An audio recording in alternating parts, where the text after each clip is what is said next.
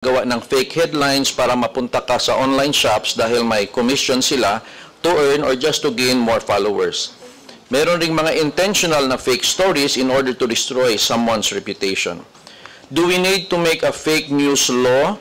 In my opinion, may Cybercrime Prevention Act law na po tayo, which nasa inyo na po yan if you need to amend it. Noong March of 2024, isang former senator na married to a celebrity ay nag-file ng cyber libel sa isang YouTuber dahil sa mga malicious and fake stories about them. Based on that law, cyber libel is defined as the act of defaming or making false statements about someone online through computer system or similar means.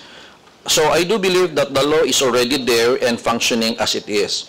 And what I want to suggest is something like a KBP or a Kapisanan ng Broadcasters ng Pilipinas, an NGO body that is neutral about politics or religion, that should be composed of trustworthy social media practitioners so we can police ourselves formally.